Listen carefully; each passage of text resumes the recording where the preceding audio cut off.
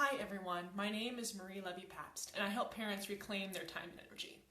I wanted to hop on here today to talk about two kinds of reflection, including the kind that we can't avoid. And just really briefly, I just want to say up front, I think reflection is very important. I made it part of the Create Balance method because I saw the importance of it and the way that reflection is really a key part of getting off that treadmill of life where we just keep going without thinking.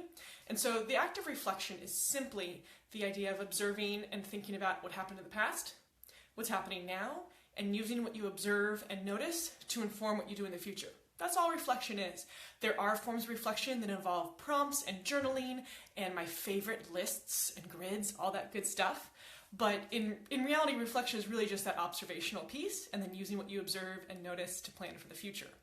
So you can get all kinds of reflection tools out there. I know some people who say they want to engage in more reflection or they're already very content with the amount of personal reflection they do either through journaling or with a therapist or with a coach or any of those things. But I want to talk today about two kinds of reflection and how to notice both of them because sometimes we don't notice the second one. So the first kind of reflection is the kind I'm just talking about, planned reflection, intentional reflection.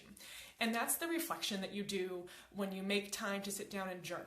Or if you're following the Create Balance method, it's the reflection you do every month on how the month has gone, and every 3 months when you reflect on your values and choose 3 essential values for the next 3 months. It's part of the process is to take stock of what's going on in life and using that to inform where you spend your time and energy in the next phase of life or the next cycle of life.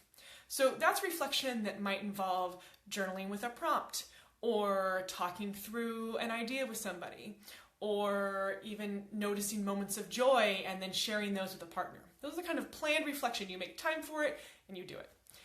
There's another kind of reflection, though, that I think we often overlook, and I call that the reflection that kicks your ass.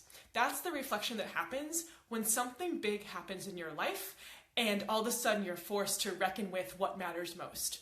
And I'm sure we've all had moments like that. I know I've had moments like that. For some, that's parenthood, becoming a parent. All of a sudden, everything else comes into sharp focus. You say, wait, what am I doing with my life and why am I doing it?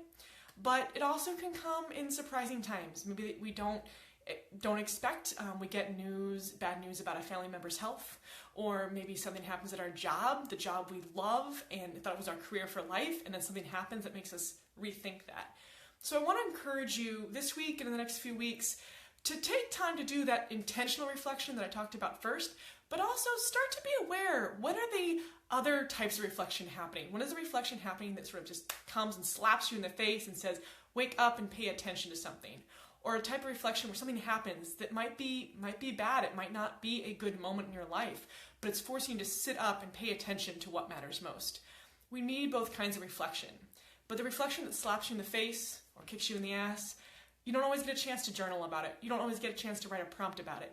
Sometimes you just need to process it and recognize it for what it is and feel it in the moment. And I just want to encourage you to recognize that that is also a form of reflection that is as valuable as that intentional journaling or intentional talking you do with the first kind of reflection. So I wanted to hop on here today just to talk about two kinds of reflection and how to be aware of and embrace the reflection that sometimes slaps you in the face. It's not always good news, but it's always an opportunity to step back and think about what matters most. Because that's the essence of a balanced life. Creating a balanced life on your terms simply means maximizing the time and energy that you spend on what matters most. And reflection in all of its forms is how we figure out what matters most to us. Thanks so much for watching.